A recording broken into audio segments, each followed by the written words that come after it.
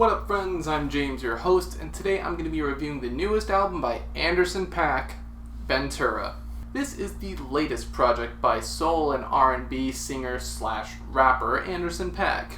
It's an offshoot of sorts from his album that he released before this, Oxnard, as he worked on these songs at around the same time as those. Don't let that fool you though, because these are not B-sides, anything but.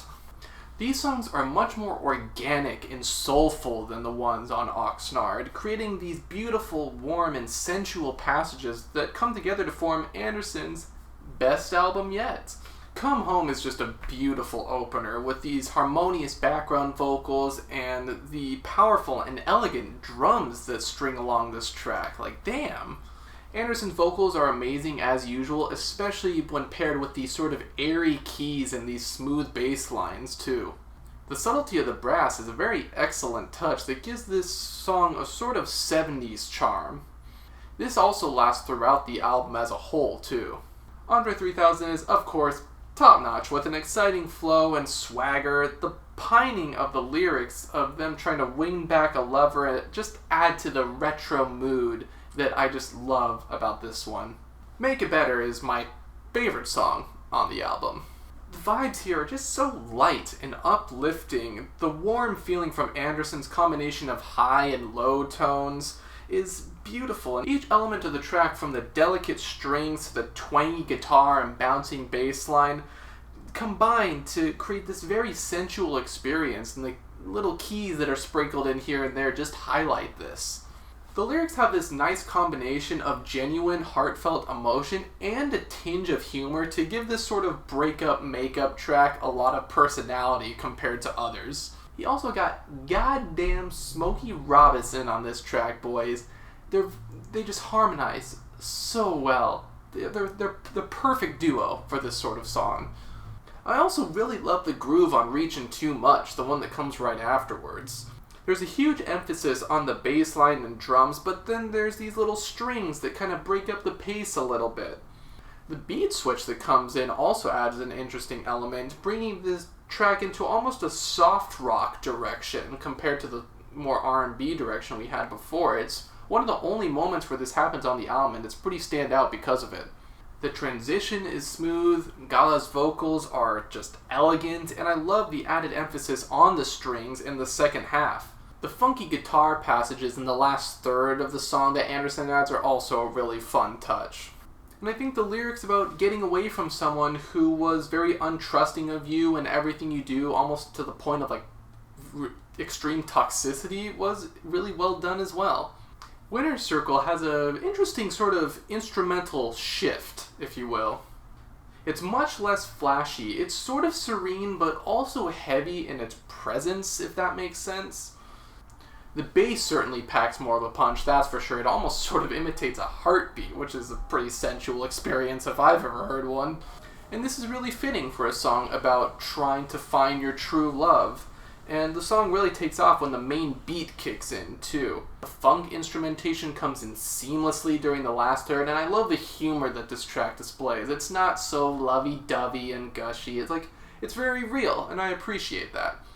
Good Heels is a bit of a sort of intermission-styled song. It's more of a guitar-driven and soulful track. Anderson and Jasmine's flows here are super smooth, and I love their chemistry. The reference to the Palisades in particular really strikes home with me, and I just love the vibe of this track, even as short as it is. Yada Yada is just a beautiful one as well. I love the piano here. It's one of the few instances where it's more of a piano tone rather than a synth tone, and it really stands out because of it. That's not to say there isn't a synth tone, because there is, and I think that sort of playful side, along with the sound effects of the kids playing in the background and stuff like that, it really fits Anderson reminiscing about his past. There's also references to how he dealt with his naysayers and his struggles back in the day. It's a pretty interesting insight into his life. The sort of hollow element to the drums really worked to this track's benefit. It has this sort of lo-fi element that makes this story that he's telling more relatable. He just really comes off as a very down-to-earth dude here. King James is another favorite. I love the horns combined with this bubbly bass line. It's just very feel-good. It almost gives me some sort of 90s vibes in the instrumental, and the subtle guitar picking adds a very layered touch to it overall. The whistle also adds this sort of summery aesthetic that makes this track really stand out, just with how unconventional that use of sound effect is. The lyrics here are also some of the best on the entire record, advocating for social change while also succeeding in spite of hardships. Of course, we also gotta respect the LeBron James shoutout as well. Chosen One in particular has a pretty interesting beat. It's a little steamy, a little more electronic, but it's fun all the same.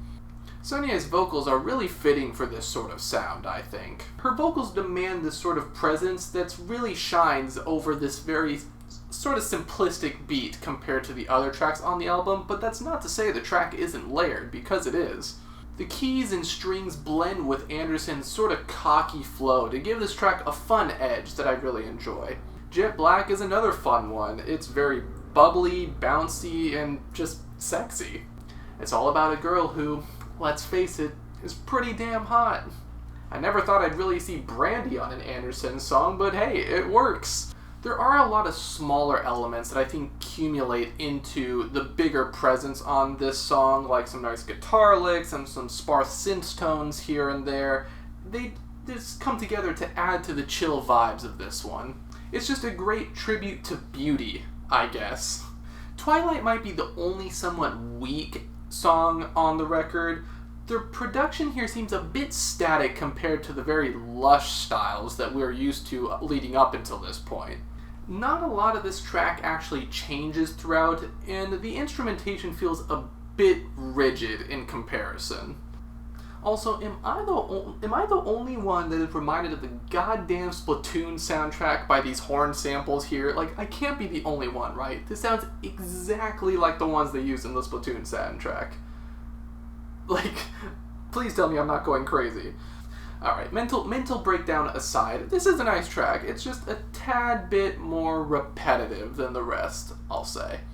What Can We Do is just a beautiful closer, with a sort of Eastern influence in the guitar, with an excellent beat, and the harmonious combination of vocals from Anderson and the late Nate Dogg as well. Both have some of the best chemistry on the entire project, and the way the lyrics are written are so relatable and poignant. And they're just enhanced by the passionate way that they're delivered by both artists on here. The skit at the end, I feel, adds a lot to the track. It's very heartfelt, and it captures not only the personalities of the artists, as well as why Anderson collabs with so many people to begin with. It's for the experiences that go along with creating the tracks. It's not only about the tracks themselves, but how they're recorded, the personalities that are on the songs, and I feel like the final moments of this album, of this song, really reflect that. With Ventura, Anderson proves, once again, why he's such a force to be reckoned with in the modern music world. The way he combines elements of soul, R&B, and funk music is just effortless, and he has an incredible way of describing everything that he talks about in his songs. The features are on point, the instrumentation is great, and I love all the humor he throws in to just add these relatable touches to everything he's talking about. Twilight is a bit weaker in comparison to some of the other tracks on the record, and I feel like there could be maybe a bit more variety in the composition and instrumentation. Maybe throw in some jazz elements here and there, you never know what might work, but these are very small critiques, and they barely hindered my experience of the record at all. All of this just combines to create his best album yet. I love Malibu, but come on guys, this album is so good.